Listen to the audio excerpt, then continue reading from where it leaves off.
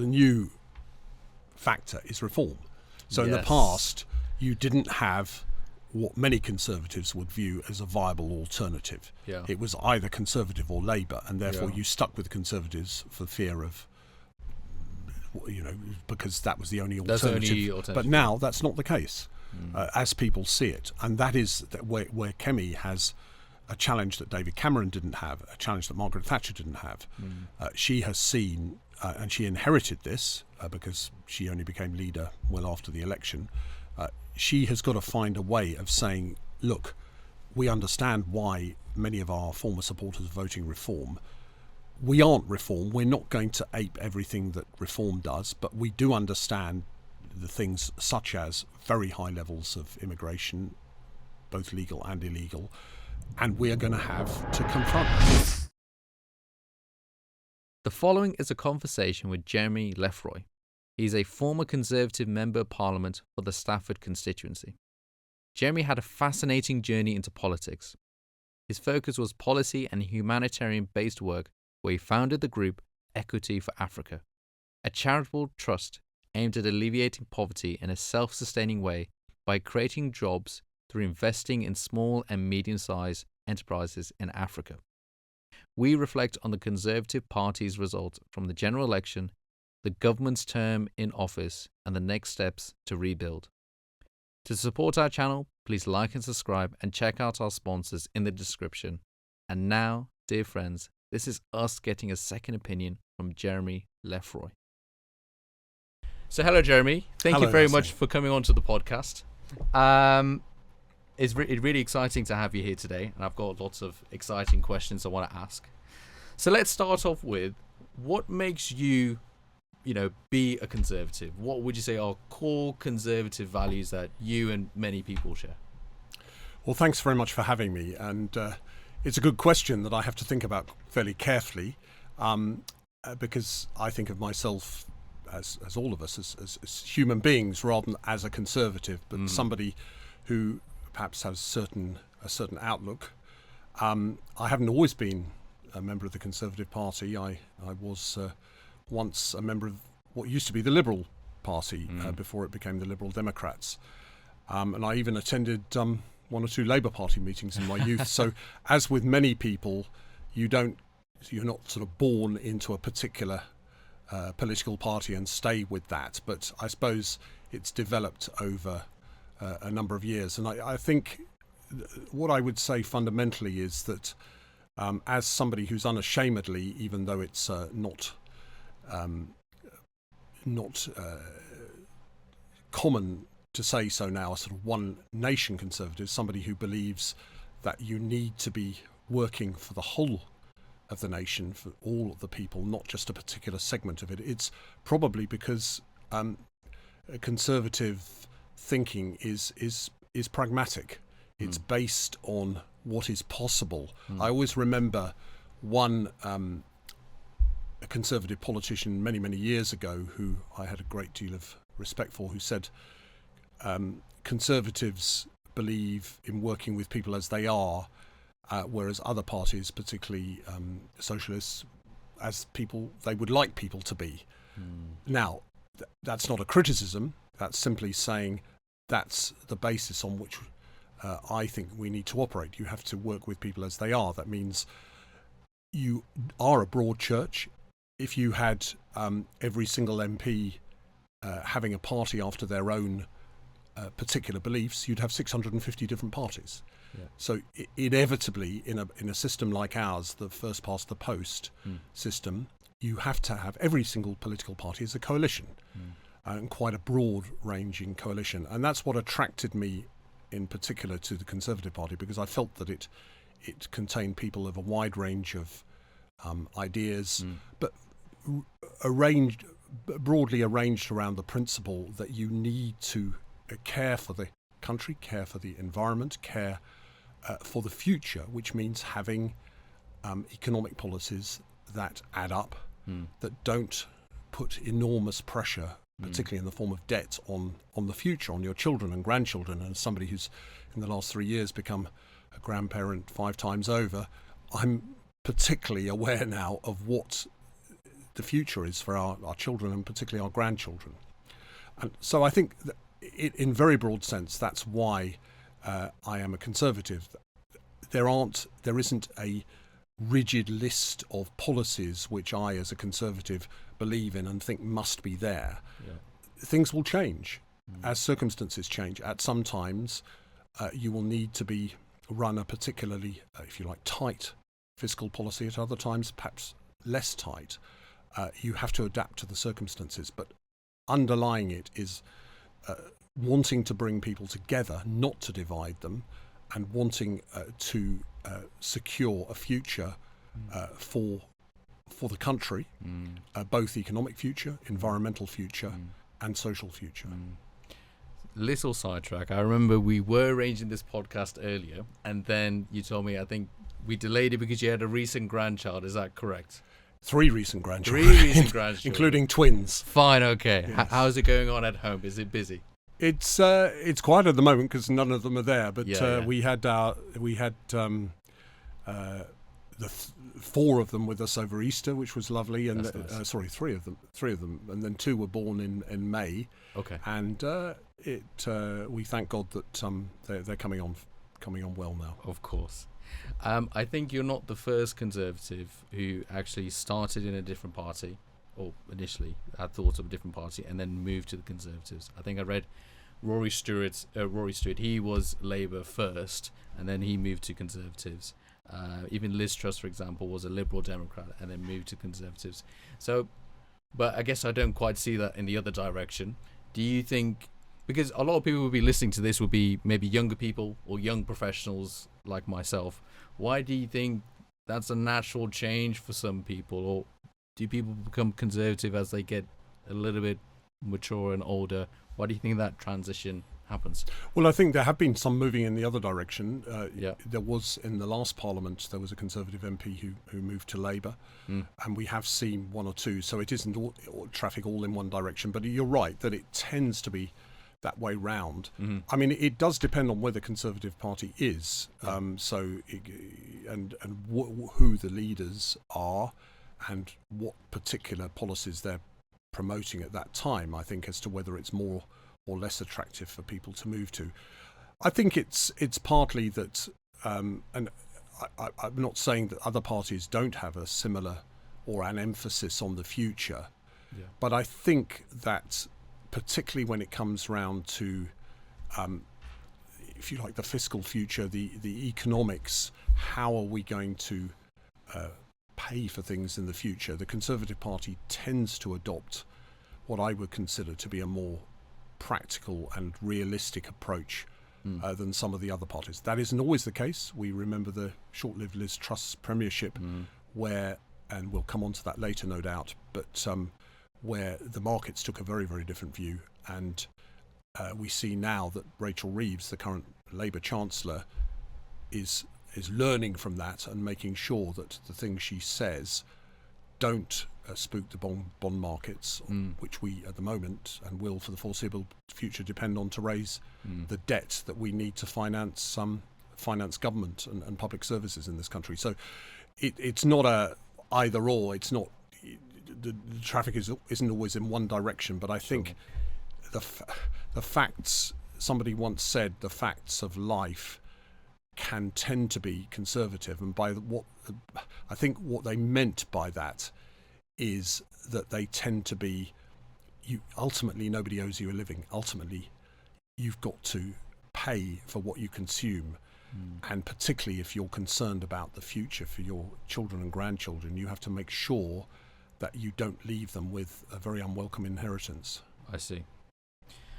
I guess, how would you define it as the big differences in terms of fundamental values of what it is to be Conservative and what it is to be Labour? Because I guess both parties or both individuals still want better for themselves, a better life for themselves. And maybe some of the things that you've talked about, probably some Labour voters actually agree with. So just maybe to understand that, why would someone then, what would you say is the differences in values of a Conservative compared to a Labour voter? I would say there are differences, but I wouldn't like to stress them hugely, because we're all citizens of this country. Yeah. We all live in one world.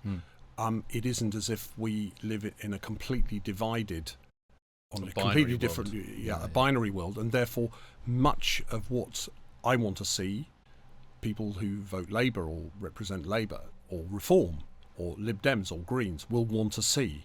So I always found that when I was in Parliament, there was a lot to talk with and agree with, but also disagree with other parties. There was a lot to disagree with in your own party. I mean, I happened to be in Parliament during the whole time of leaving the European Union, and there people were completely working across party lines.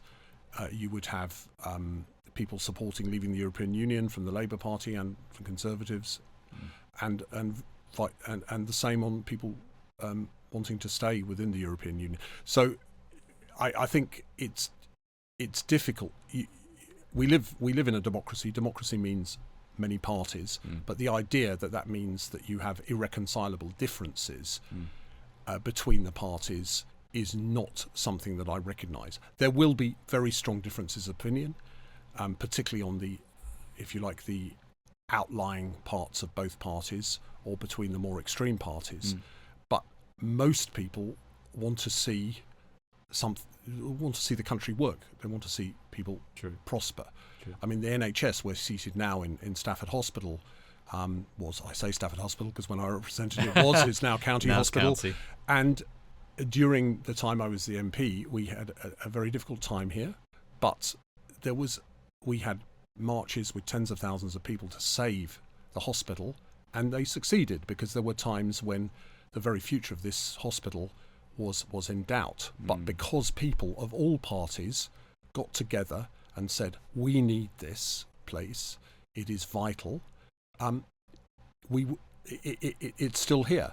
And I think had County Hospital not been here at the time of COVID, the pressure on the regional health economy would have been unsupportable. It would have been insupportable. And so that's an example to me of where the vast majority of the British people can coalesce around something that they all really want and that is in everybody's interests. Now, as I say, there will be very different, distinct differences in other areas, and that's why we have Parliament, that's why we have different parties, but I wouldn't like to overemphasise those differences. Okay, that makes sense.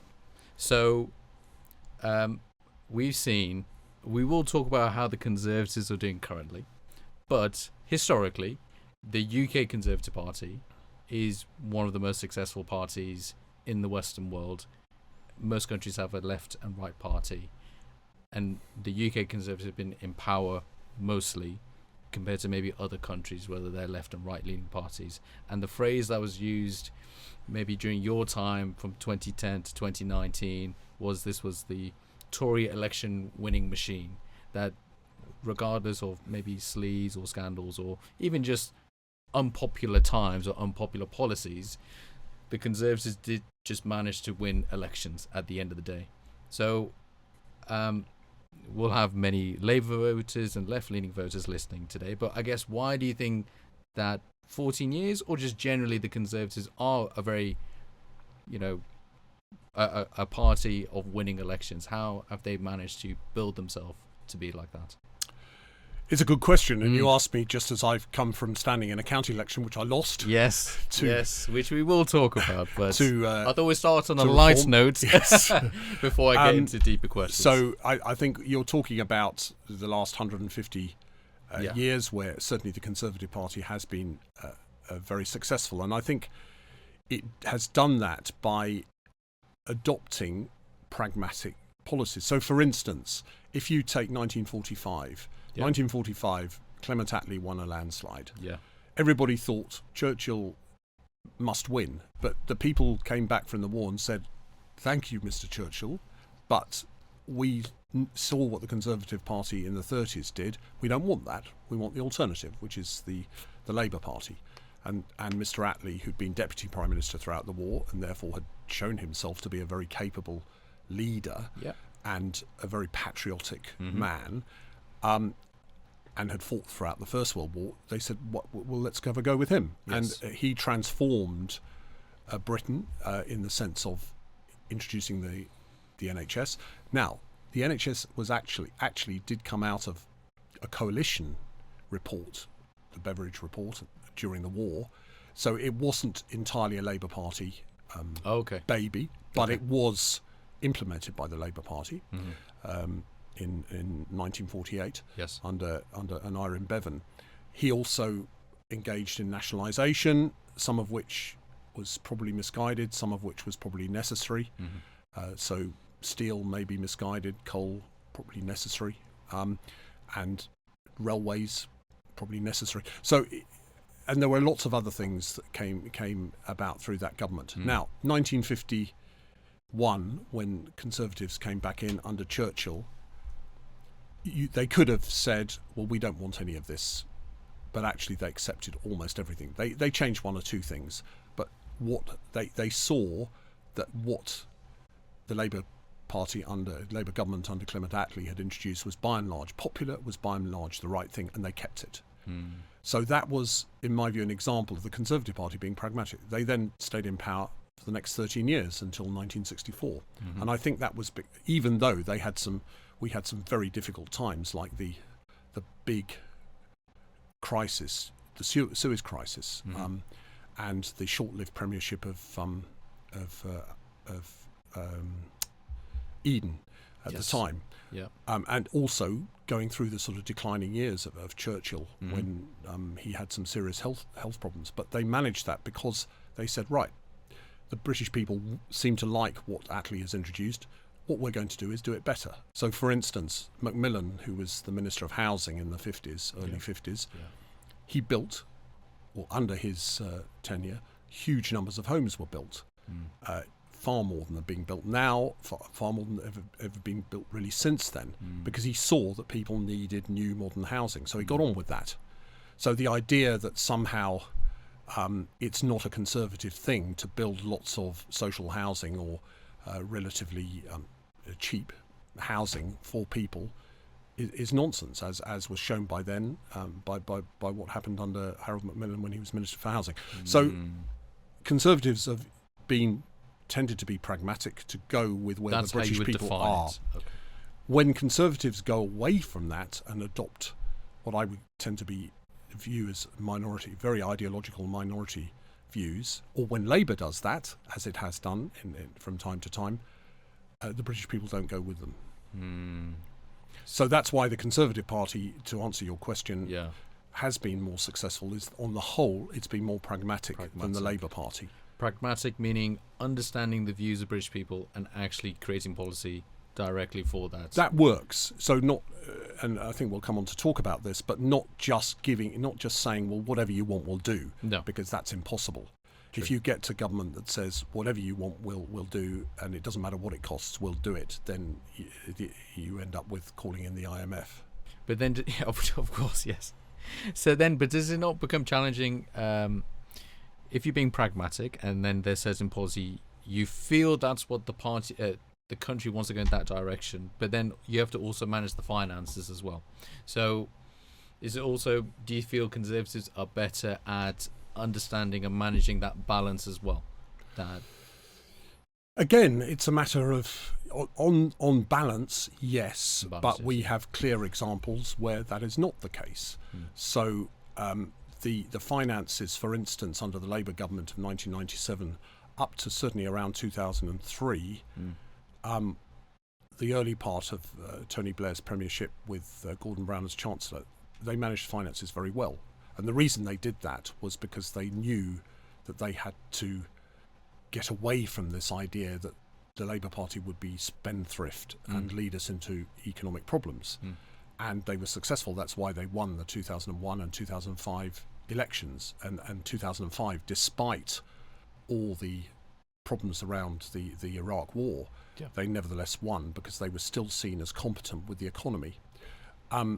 Conversely, where the Conservatives have been seen to be not competent with the economy, and I would point maybe to two things there. First, obviously most recently, the Liz Truss premiership, where the perception was that we were going to balloon debt in a way that was unsustainable. At least that was the perception of the bond markets. And secondly, under Ted Heath, when he couldn't reach an agreement with the miners, there was the 3-day week. I remember doing my O-levels at a time when there was no power. You had to do it by candlelight.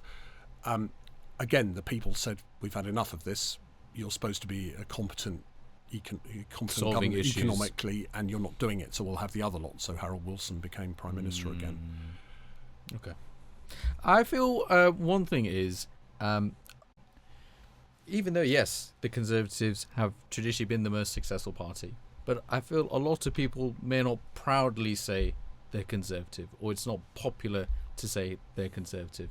I guess, why is that the case? If most times, most of the population does vote for Conservative or, let's say, Reform, but why do you think people have that fear to say that out loud?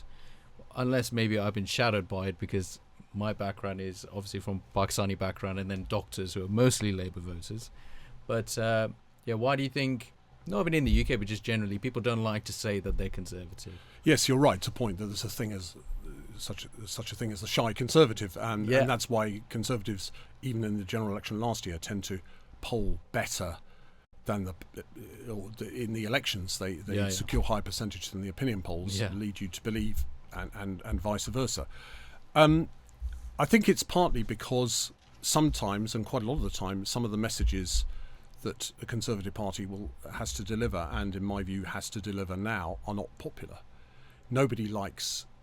Everybody wants to hear that you want to run the economy in a sensible way, and you don't want to leave massive amounts of debt. Yeah. But when people say, well, actually that means you've only got two choices, because you can't increase borrowing if you believe that. You've either got to cut spending or you've got to increase taxes. Nobody likes to hear that. No, they don't. And they want to hear, yes, we'll run. So what do they then go to? All the political parties say, we're going to pay for it all through growth. And that's the get out, because growth, you can just talk about growth, because growth may happen, it may not happen, but you can say it's going to happen. Yeah. We're going to put in supply side policies that are going to make growth happen. And then you can get away with saying, and that means we don't have to raise taxes and we don't have to cut spending. As we know, growth is a bit more elusive than politicians like to make out. Rachel Reeves spoke about growth last year. It hasn't exactly happened. We've seen last 2 months we've seen GDP go down, which obviously I greatly regret. I'm a proud Brit. I want to see our government succeed economically, even if it's not my party. So that's the way politicians get around. They say there's going to be this growth, and we're going to have 3, 4, 5% growth, which means we can spend more now and we don't have to tax. True. That gets you, if you're lucky, you might be okay, but if you're unlucky, that gets you into a very, very difficult place. So that's why when a Conservative government says, actually, and to some extent Margaret Thatcher was like this, we've got to face reality. We've got to do these things. You may not like them, but we've got to do them. We're not here to be popular. We're here to govern on your behalf for a better future, and that means doing things you may not like. So when you were an MP for 9 years, did you find that challenging to actually explain that message? Because that message cannot be said in a snippet. That sensibleness, that broadness, taking time to explain policy, when maybe it is, as you just said, it is easy just to say, we're going to cut taxes or growth. Explaining that messaging as a Conservative MP, and we say most Conservative voters are quiet people, was that challenging for you? Yes, it was. It wasn't so much in the coalition government, 2010 to 2015, for two reasons. One is everybody had seen the financial crash of 2008-9. They saw unemployment here. Unemployment rocket in Stafford. It got up to 9%. And one of the things that I felt was really important was that in that first term was that it came down to 4%. And in Stafford, actually, it was less than that. It was nationally, it came down to 4%. Stafford, it was more like 3%. And that's real people. That's people back in jobs rather than being out of work. That's really important. So people could see that. They understood that things had to be done which were not great, Sure. but needed to be done to deal with that situation. Thereafter, it did become more difficult because people say, "Well, I've done that. I've taken my medicine. We can start to go in another direction." And what happened then was we had the referendum, Yes. and the British people voted by 52 to 48% to come out of the European Union. While that didn't have the drastic impact on the economy that some people, not including me, although I was very much in favour of remaining, believed would happen, it nevertheless had a bit of a dampening impact, as most of the surveys conducted since then have borne out. And then, of course, we had the pandemic with the huge costs of that, which took the debt up by, in the proportion of GDP, probably up another 15%. And then we had the Ukraine war, so we're now at nearly 100% debt of GDP, and our cost of servicing that debt is enormous compared with what it was even 12 or 15 years ago. So there are times when the public understand that this message, it's a hard message, and you have that opportunity. But you have to take that opportunity not as a sort of opportunistic thing.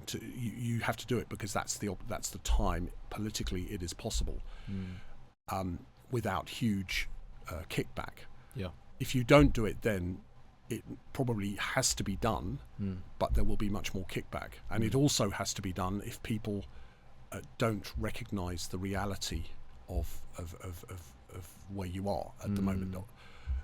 Another point that often people bring up, they say we're a rich country. It's true, we're certainly in the top 10 in the world.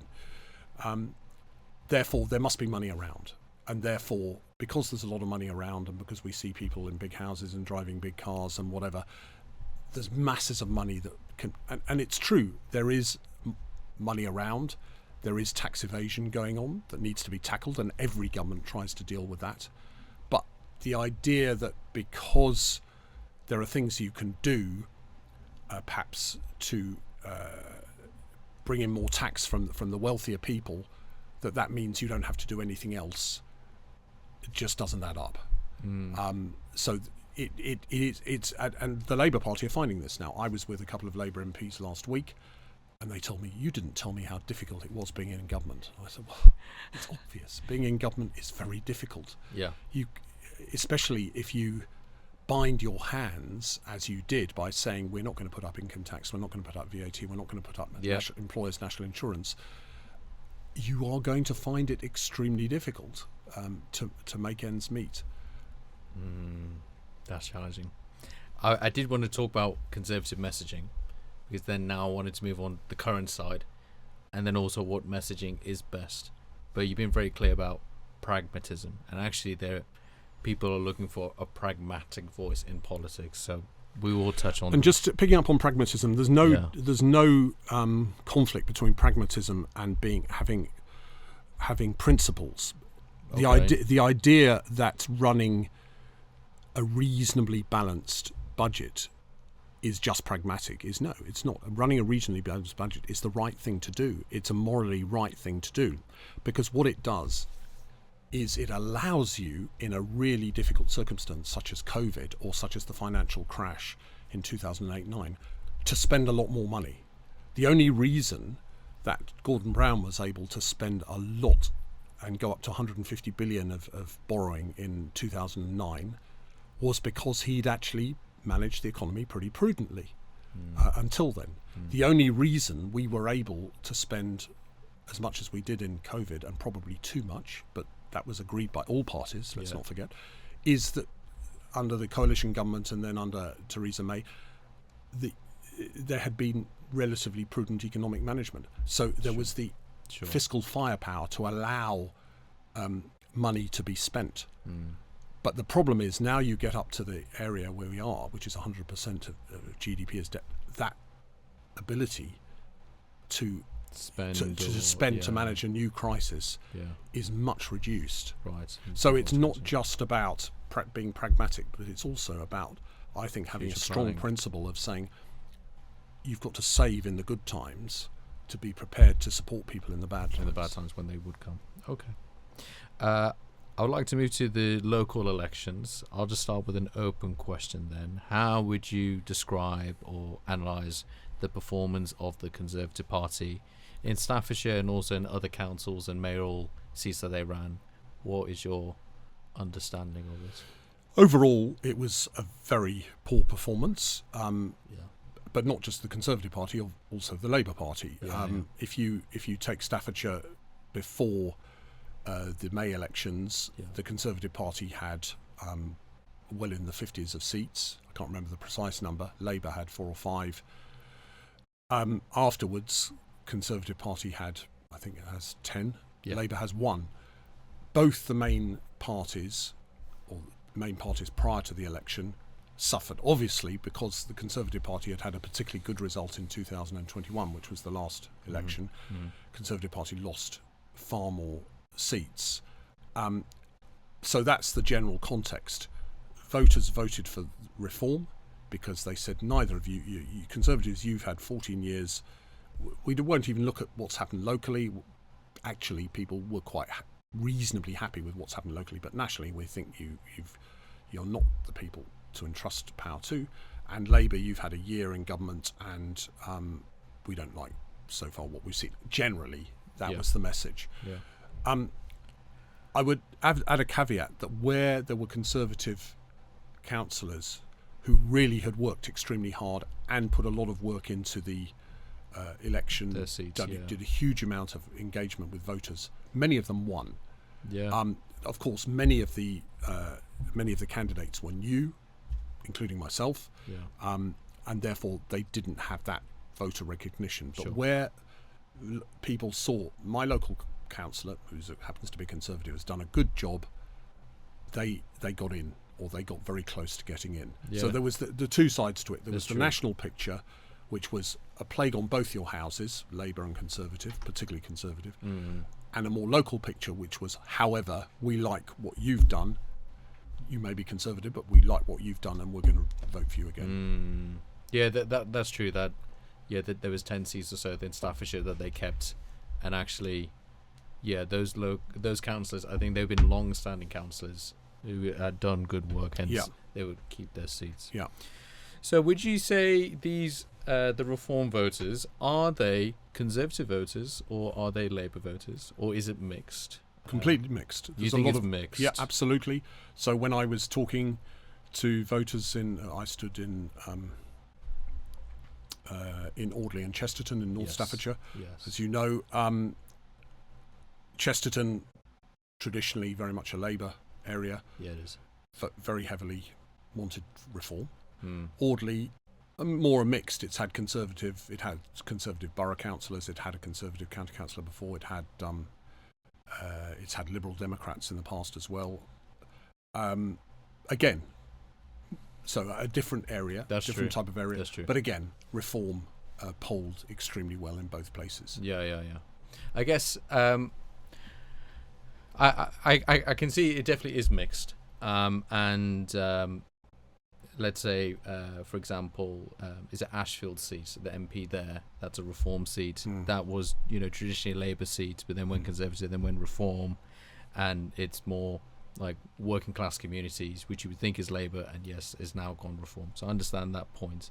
I guess I'm thinking, from what reading I had done, maybe these people who have voted Reform, they would be maybe not economically conservative, but they're socially conservative, and actually they feel that the Conservative Party have not maybe done enough to challenge or maintain social conservative values. Let's just say, for example, like tackling the rise in the woke agenda, or in more equality type politics or identity politics. The Conservative hasn't quite balanced that out at the end of the day, or let's say representing local British or British born people. So do you truly feel that the Reform vote is actually split Labour and Conservative, or do you think actually these are people that have voted Conservative? Because we've seen it I understand Labour have won seats at the general election, but of course they haven't increased their voter share. But the Conservatives did lose their voter share, and Reform had gained a lot of that, and maybe only gained a few seats. And then also in this local election, I understand most of the seats were Conservative seats. Hence, we've seen that, it's the collapse of the Conservative Party. But we could see a change in future elections when it's more Labour seats, then Labour will lose their votes. So do you truly see that actually these Reform voters, they are a mix of both the parties? Or do you think it's more Conservative? It's definitely a mix. Okay. Whether the balance is probably more slightly on the Conservative side than ex-Labour voters, but there's certainly there's some ex-Lib Dem voters there as well. So I think you've absolutely identified that where people are coming from. That they are, on the one hand, what you might call more socially conservative. That they believe, for instance, in freedom of speech. They don't want people to be arrested for saying the wrong thing in the pub. They've seen the police knock on people's doors when they shouldn't be knocking on people's doors, and they're proudly patriotic. They understand that this is not what Britain is. Britain's a place that believes in freedom, that believes people get on with their lives, get on with their faith or lack of faith or whatever they have, but you don't bring the state in for that unless they're really doing something which is criminal. And saying the wrong thing, unless it's inciting violence in a big way, is not criminal. So that's definitely what they believe in. That's not a left or right thing. That's I agree with that totally. And then probably you're right that on the economic side, there's a mixture. There are some who are very libertarian, low taxes, cut public expenditure, and you've seen Nigel Farage say things like that in the past. Yes, he's changed, because he recognises that he has to reflect his voters who've gone up tremendously in percentage. So, whereas the if you like many of the Reform voters believe in they want a national health service. They want support. They do believe in hard work. They want to earn money, but they want to know that when there's a problem like COVID or the economic crash, that the state is there for them and doesn't let them go into destitution. So you have this kind of social conservative, economic, slightly centre-left, I would say, but caveat that with there's quite a lot of Reform people who would be pretty Thatcherite in their economic, what would be called Thatcherite in their economic approach. So you will find all political parties, as I've said before, are coalitions. Reform is no exception. Reform is a big coalition of various people, and that's what they will find difficult, as all political parties do, and you've seen they've begun to find that with some of their MPs. Managing such a broad coalition, whether it's Keir Starmer trying to manage his party as he failed to do a couple of weeks ago in Parliament. He had to change his welfare bill. Yeah, exactly. And as the Conservative Party found very much in opposition, Reform, if they get into government, which is certainly a possibility, they will find the same, because they will find it's one thing being in opposition and being able to say, we're not any of you lot, we're the ones you haven't tried, try us. If they ever got into government, then they would have that challenge. Now, that's why I think Mr. Farage has understood that he has to be more careful in the way he describes his economic policies compared with when he was polling 10% by himself. Yes, and he could maybe say what he wants. Yes. Now, maybe because he's sniffing that eye, yes, maybe have a chance. Yeah, he's not even broadened his views, but just realised who his base is. And look, when I said the Conservative Party was a fairly pragmatic party, then you could say the same about that's his approach. Reform. So I'm not necessarily criticising that. I'm simply saying that is what is happening. That is what is happening. Could you steelman the case for why do you think people are voting Reform, even though the Labour Party and Conservative Party have been here, everyone knows their policies and maybe covered most of the centralised views? Why are we seeing the rise of Reform? A number of reasons. Firstly, you have a charismatic leader, which cannot be it cannot be said of any of the other parties. True. So you have somebody who is genuinely seen by the British people as, a big chunk of the British people, as somebody who is not a politician, ironically, because he's not been in government.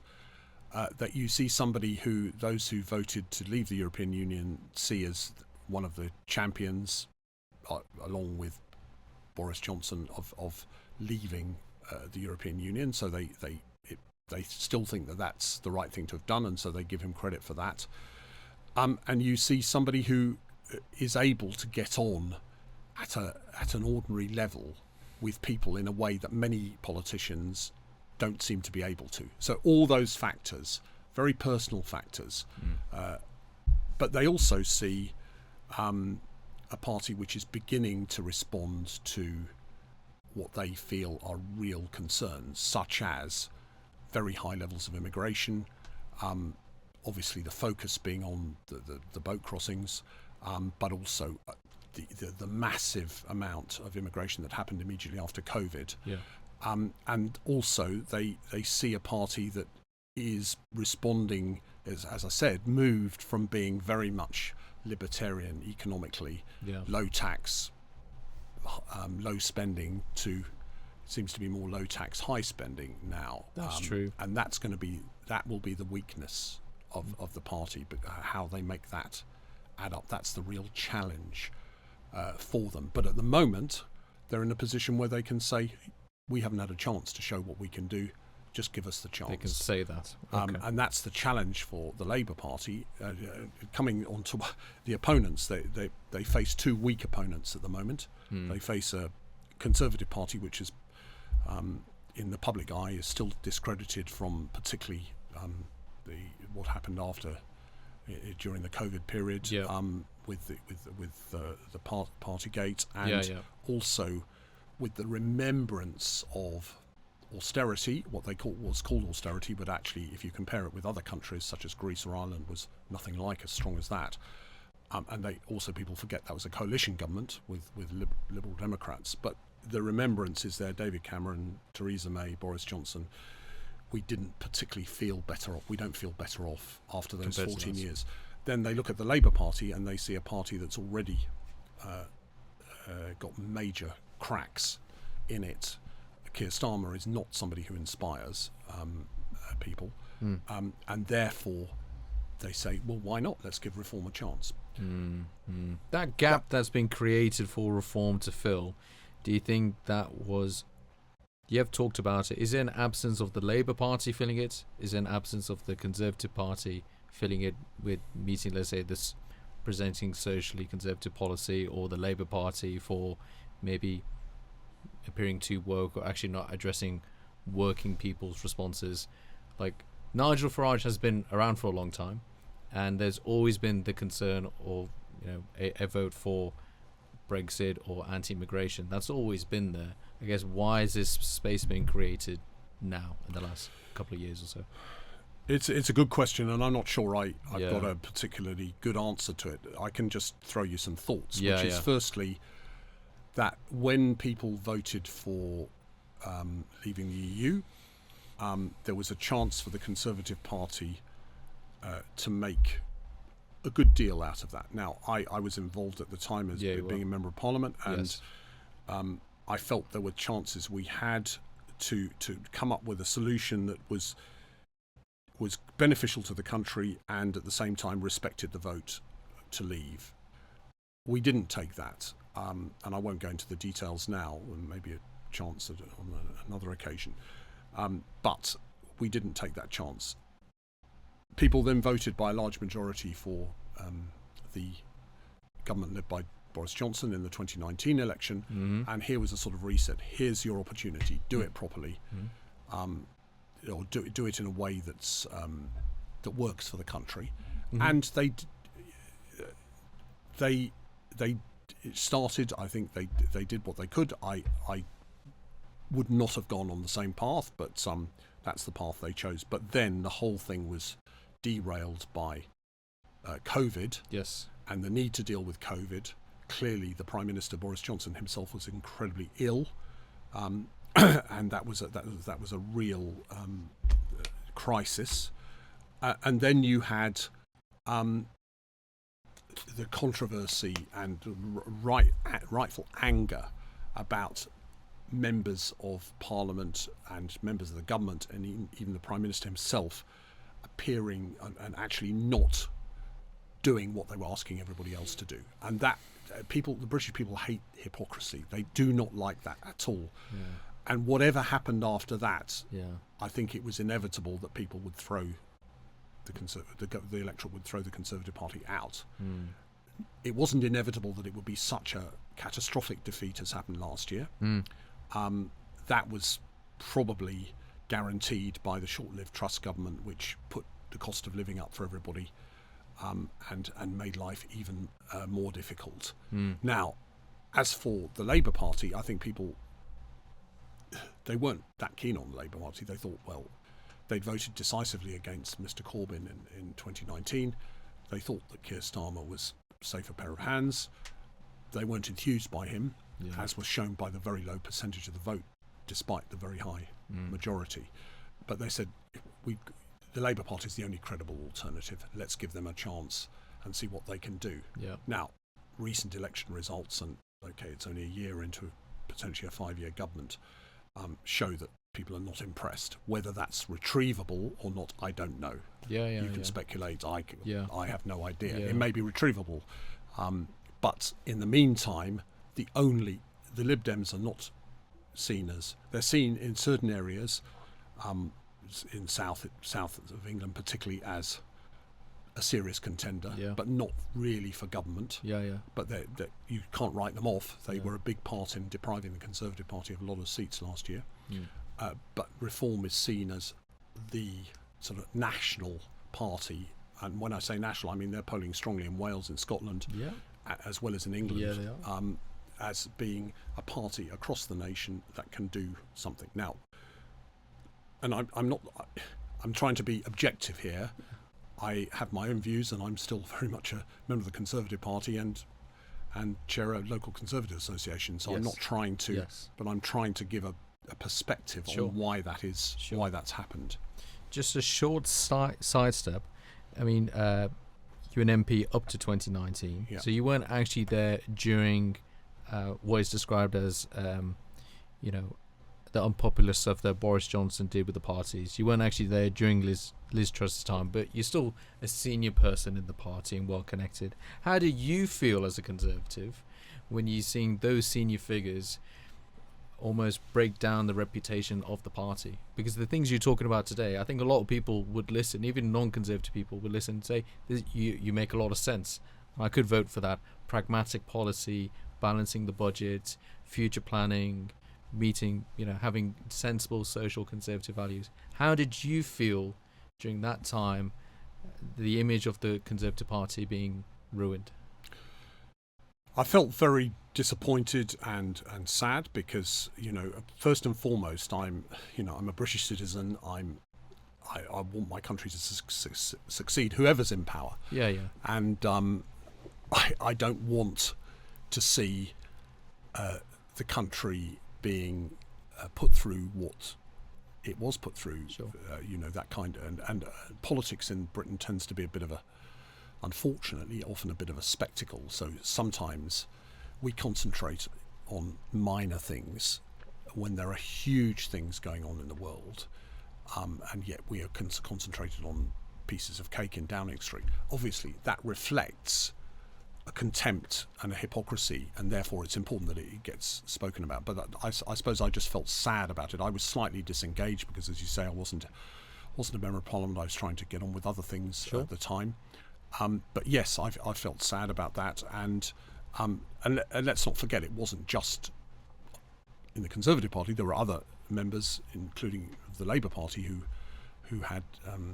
also did things which they shouldn't have done during that time. But clearly, the Conservative Party was in government, and the public rightly expect those in government to, and they were the ones making the laws, even though they were backed by the opposition. But the Conservative Party was making the laws, and they expect the people in government to walk to walk the walk, as it were. I got you. Walk the talk. So we now have reform councillors and we have reform mayors. You've recently become the chair of the Newcastle-under-Lyme Conservative Association. For people listening, what are your main concerns for these newly elected officials in their positions? I suppose the political answer would be to say, that you. I'm not going to give the political. I'm just going to say I live in Staffordshire. I'm committed to Staffordshire. I've lived here for 25 years. Yeah. I want Staffordshire to work, and for Staffordshire to work, it means the county council has got to work. So I want the county council to work. Now, I happen to believe a Conservative-led county council has worked very well and would work very well, but we're not there at the moment for the next 4 years, so long as this local government arrangement continues. We've got a reform-led one, and I wish them well. I'm not here to throw barbs at them. I want them to work. I want the roads repaired. I want to see vulnerable older people and children well looked after. I want to see the streets clean. I want to see cultural events happen in my county. That's where we live. So that's where I come from.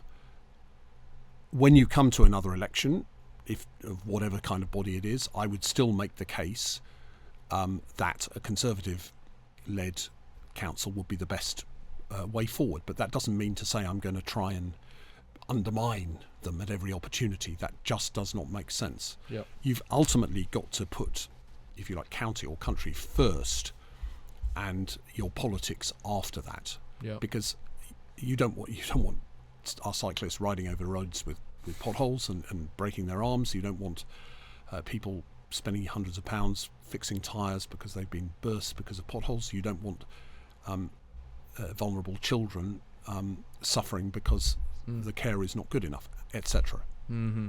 Do you think they are prepared to step up in their senior roles as councillors and mayors, or experienced enough to do that? I don't know. Yeah. I very much hope so. Yeah. There's no reason why they shouldn't. Yeah. But it's up to them. I mean, when you put yourself forward for an election, I know there's people talk about, they were only a paper candidate. No, if you put yourself up for an election, there is always a chance you will get elected. You can't then say, I didn't want to get elected. Don't stand for election if you don't want to get elected. That's what I always say. So if you stand for election, you know that you may get elected, and therefore you'll have a responsibility, and just carry out that responsibility to the best of your ability. And having served both as a councillor and a member of parliament, I know what a privilege it is, but also it's very testing, and it can take a lot of time. And what you can't do is immediately start moaning that you didn't know what it was going to be like, because if you didn't know what it was going to be like, you shouldn't have stood in the first place. So I wish them well, and I very much hope that they will be up to the job for the sake of all of us who live here. I got you, Jeremy. Thank you for going through this phase of maybe doom and gloom of Conservative and just understanding what's been going on at the current stage. But I do want to talk about, I guess, the future of the Conservative Party. So let's talk about the leader. So she's been in for a year. How would you say Kemi Badenoch is doing as the leader of the party? It's difficult for me to say because I'm not an avid viewer. I don't have television, for instance. I never have had. Really? So I never watch Prime Minister's Questions. So, fair enough. So to be honest, Prime Minister's Questions is not a good barometer. No, it's not. William Hague used to beat Tony Blair almost every week, but it didn't translate into votes. So I suppose my perception at the moment is that she's taking her time, and I think that makes sense because there's not going to be another general election unless some extraordinary event happens for the next certainly 3 or 4 years. Therefore, she has time. However, what I would do, and I don't think there's been quite enough emphasis on this, is and you can do this at an early stage, is to set out some principles. You don't have to set out policies, because policies can change. I mean, you may talk about, for instance, free school meal. Well, obviously, free school meals have recently been brought in, but some building X amount of hospitals. Let's say, that's a policy, technically. Exactly, and then you come to 3 years' time, there's absolutely no money. So what's the point of having a policy? The picture changes. The picture changes. However, principles, you can say our principle will be that we will not borrow more than X percent of GDP. We will not let it rise. And we're not going to fudge around and say, counting capital expenditure is one thing and another. You can say we believe in keeping public debt manageable and declining, because that is the right thing to do, because it stores up the ability to confront a future crisis if necessary, like COVID or financial crash. And also it means that you're not spending as much on interest. At the moment we're spending more than double on paying people interest, and a lot of these are not British. It's not British borrowers, it's foreign borrowers. All that money going out of the country, we're paying double what we spend on defence. That is not a sensible thing to do. So I think you could say as a principle we'll have that. Another principle would be we stand up for freedom of speech, and we are not going to allow laws to creep in which stop people from expressing, with the caveat I expressed earlier about people who are really trying to stir up hatred. We're not going to allow laws to come in on that. You could also say we believe in the principle of a health service that is available to all at the point of need. Now, you may say, well, that doesn't need stating. Actually, it's a principle that does need stating. Yep. That doesn't mean that the NHS is set in stone and can't be reformed. You can do a number of things. I mean, you hear from the Labour Party, you say, we don't want privatisation of the NHS. Well, as you know perfectly well, there's a huge number of private organisations who offer services paid for by the NHS. Yes. And why do governments do that? Because they're seen to be more efficient. Yeah, efficient and cheaper. Yeah. And cheaper. So you can set out those principles, and I've only given you 3 there, but there could be half a dozen principles, and then say the policies will fit those principles. Sure.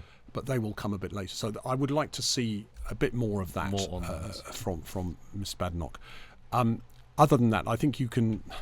Let's not forget that pretty much every party leader starts off and tends to go down in people's opinion. Margaret Thatcher, people were talking about getting rid of her a couple of years. First year or two, yeah. Yes. Yeah. Keir Starmer, he nearly resigned after 2021 elections because they were so bad. Yeah. And he's now Prime Minister. And losing the Hartlepool by-election. Exactly. Exactly. You're absolutely right. So the Conservative Party, unfortunately, has had recently this idea that the moment something is looking not very good, you sack the leader. Well, we can't afford to keep on doing that. They always think there's somebody better over the horizon. There may be, there may not be. But if there's somebody better over the horizon, that person better support the current leader and really work hard. Yeah. And then if something happens and the current leader decides to resign, then there is somebody there. But what you don't want is constant whispering and constant saying this person is not good enough, in my opinion. That's true, because other people disagree. Yeah, I mean, that's true, of course. The Conservatives have been labelled as they are chopping and changing the leaders. Some was thought, that's just part of the Tory election winning machine. They'll do whatever they need to do to win elections. But especially now with 120 or so MPs, even if it is not Kemi who's going to be Prime Minister, you need time for maybe the next person to build up that credibility. Or even if it's a new person coming in, to build up that credibility, so that if they were to step in, they would see someone genuinely challenging for the premiership. And I think the reason people see in the new factor is reform. So in the past, you didn't have what many Conservatives would view as a viable alternative. Yeah. It was either Conservative or Labour, and therefore you stuck with Conservatives for fear of, because that was the only alternative. That's the only alternative. But now that's not the case, as people see it. And that is where Kemi has a challenge that David Cameron didn't have, a challenge that Margaret Thatcher didn't have. She has seen, and she inherited this because she only became leader well after the election. She has got to find a way of saying, look, we understand why many of our former supporters are voting reform. We aren't reform. We're not going to ape everything that reform does, but we do understand the things such as very high levels of immigration, both legal and illegal, and we are going to have to confront that, and we are going to have to come up with a credible policy.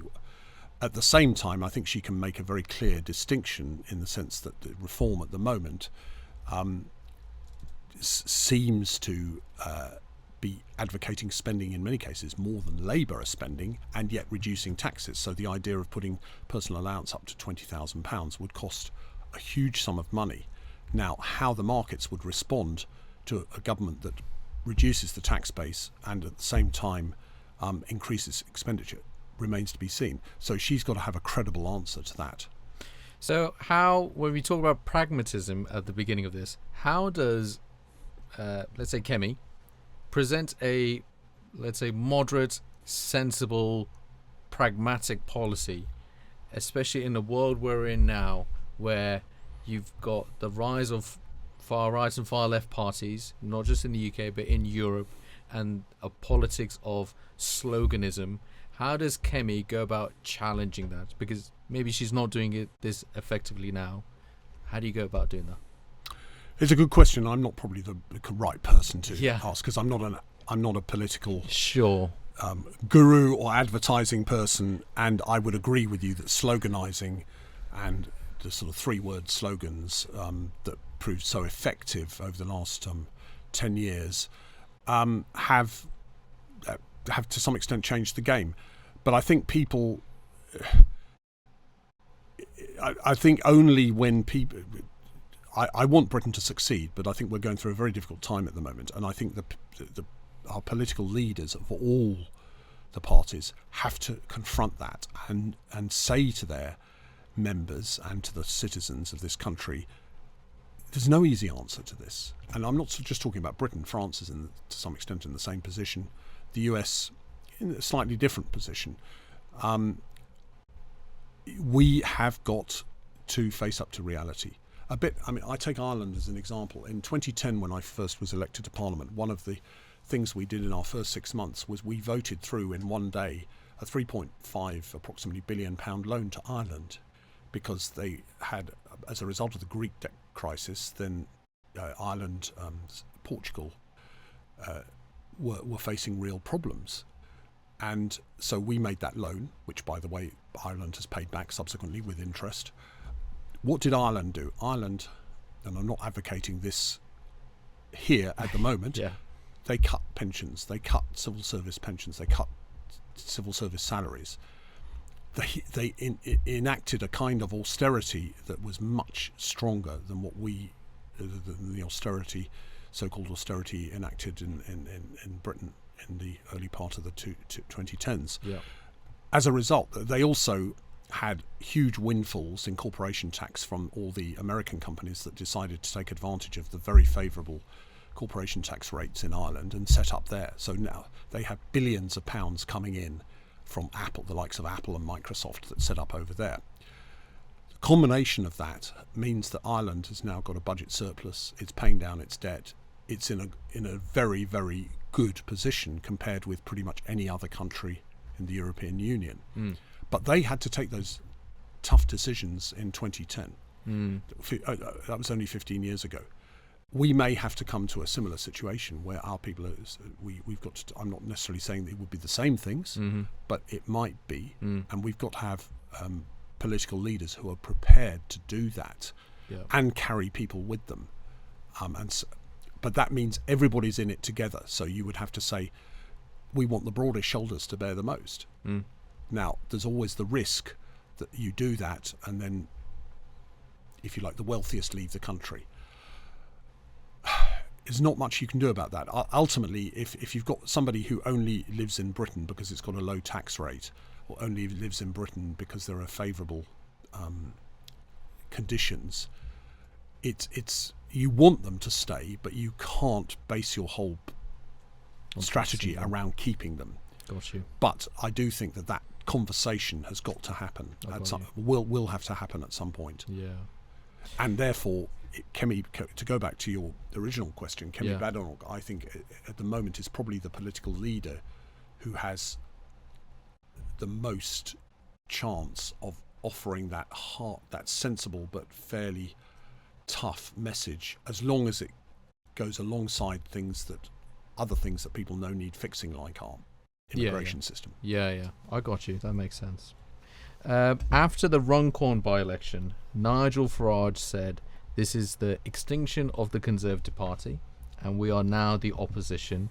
Do you think this is true? Well, I remember people talking about, after Michael Foot's disastrous election in 1983, this is the death of the Labour Party.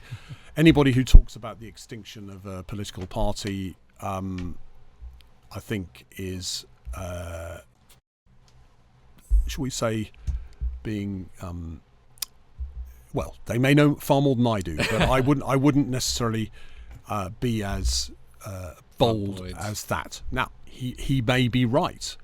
Who knows? In 5 years' time, you may ask the question and say Nigel Farage was absolutely right. I don't think he is, but to me, I'm not sure that that's the kind of thing I would be saying if I was in his position. I'd just try to build on what he has achieved, and not talk about extinction of other parties. But you can see that now, in Parliament, Keir Starmer is trying to treat him as the de facto leader of the opposition in the way compared with Kemi Badenoch, and that's a challenge that Kemi Badenoch has got to overcome, and I believe absolutely that she will. But it's not easy. She has got the most difficult job of any of the party leaders. I want to talk about now yourself, because yourself, Jeremy, is impressive, especially the work that you did before politics and then you brought into your work as a member of Parliament. So I know you've done a lot of work in Africa, entrepreneurial work. Could you give a bit of context about what was actually your journey before you were in politics and how that kind of continued in? Well, thanks. I mean, I left university in 1980, there was very high rates of unemployment, and Britain's manufacturing was going down the pan, basically. Yeah.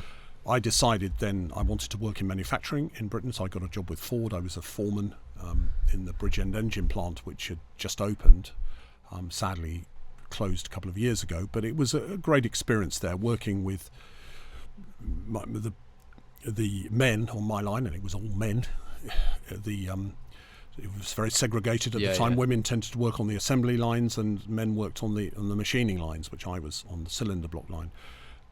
They were all ex-coal miners and ex-steel workers from the mines in South Wales and Port Talbot. But I thoroughly enjoyed it. I learnt a lot. I was very green and very naive. But I realised that I needed to get a professional qualification. I trained as a chartered accountant. And while I was doing that, I went to visit some friends of ours who were working for the church in Latin America, in Peru, in the Andes, a doctor. And I'd never been to a place that was so poor. I mean, particularly Lima in those days. I mean, Peru has come on a lot since then, but the slums in Lima were quite shocking. Right. And so when I came back, I said, I really want to work for job creation in areas like that. Wow. And so eventually how do I do that? Well, I started working for a coffee business in the City of London, because coffee has grown in 50 countries throughout the world, in often some of the poorest countries, and I felt that was an opportunity. So I worked there and then got transferred to run the business in Tanzania, which I did from 1989 to 2000, 11 years. My wife worked as a missionary with the Lutheran Church as a doctor running the health education program, and then latterly in helping to set up part of the curriculum in a new medical school in Moshi in northern Tanzania. So while I was there, my aim was to create as many jobs as I could. We did what we could in the coffee business. We set up a processing plant with the liberalisation of the coffee sector there. Yeah. Set up a roasting business, and then we also got involved in one or two other businesses. Some worked, some didn't work quite so well. But the aim all the time was to try and help people into work, whether directly or indirectly. So one of the things we did was set up a an equipment leasing business, because access to finance is really difficult for people, most people there. If they wanted to buy a tractor or a maize mill or a rice mill or a truck or pickup or whatever, the banks would require not only the asset, but they'd require land as security. They'd require maybe a guarantee, which most ordinary people couldn't do. So you were stuck if you wanted to develop a business. Yeah. So what we did was set up a leasing business where the only security that you gave was the asset itself plus a small deposit. And it started fairly small and continued fairly small. We eventually got more investment in it, and now it's in Tanzania it's the largest non-bank owned leasing business. It's and I have the honour of chairing it at the moment. We are also in Kenya and just starting up in Zambia. And although we employ about just over 100 people in total, the number of jobs that have been created by our customers, which is the main thing, is tens of thousands. So I'll give one example of a gentleman in northern Tanzania, in Kilimanjaro, who he leased a small maize mill from us to start with, maybe a couple of $1,000s. He eventually, to mill maize to grow to produce animal feeds. He then went into the dairy business. We leased him some milk coolers so he could process milk. We leased him a JCB generator so that he could operate the machinery when the power's off, etc., etc. Yeah. Now he employs about 150 people. Wow.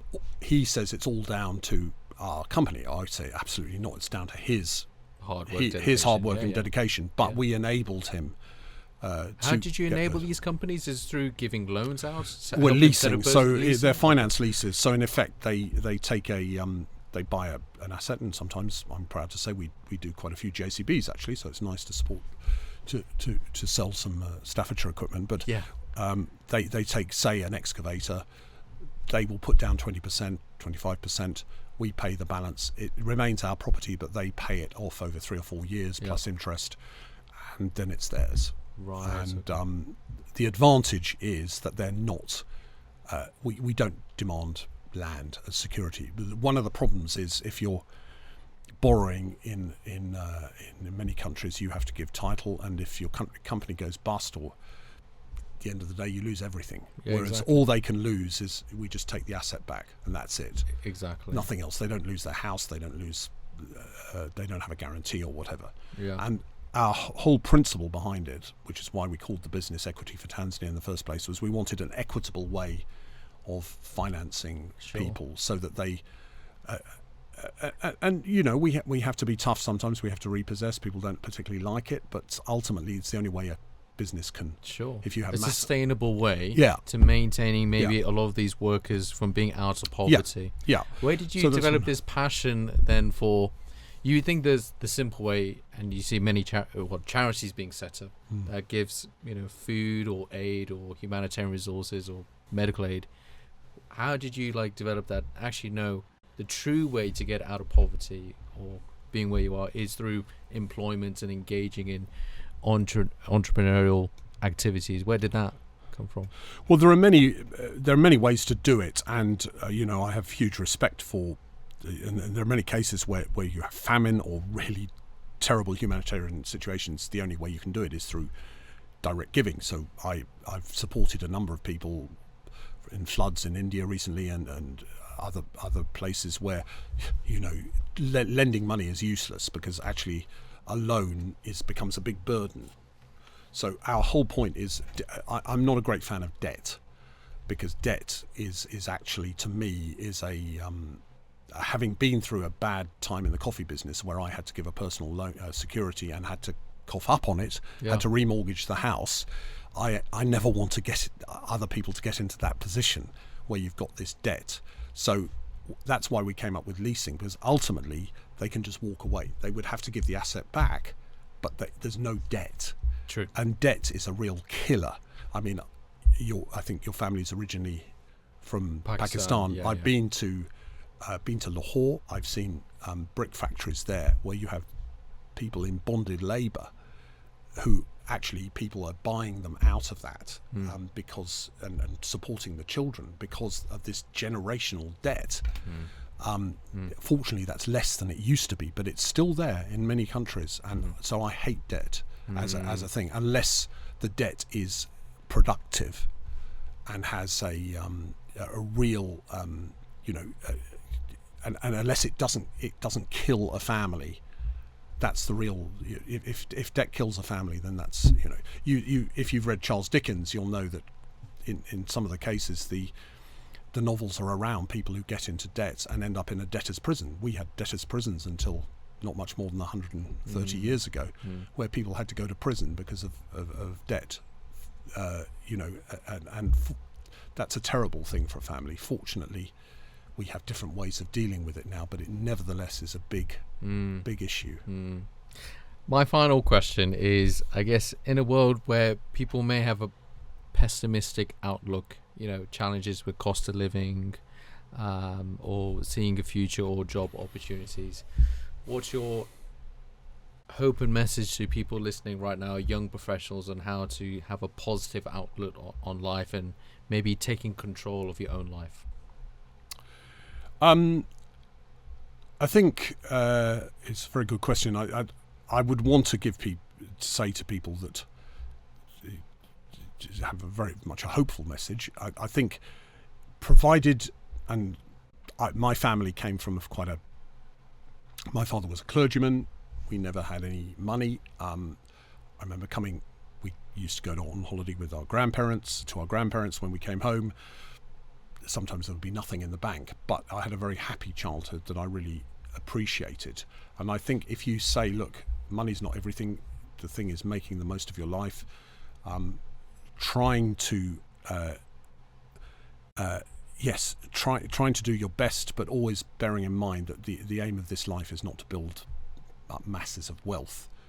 The aim is to try and help create a fair society, and yes, you may do quite well out of it, you may not, but ultimately it's all about relationships with your family, with your friends, and with your community, and that's what's going to make you feel satisfied at the end of your life, rather than living in a huge house and having lots of money in the account. You can't take it with you. So that's what I would say. And I think if you come up, and certainly a lot of the young people that I meet through my family, but also in community, in our church and other places, they have a very positive outlook, because they know that they can contribute through what they do and build. It's not all about themselves.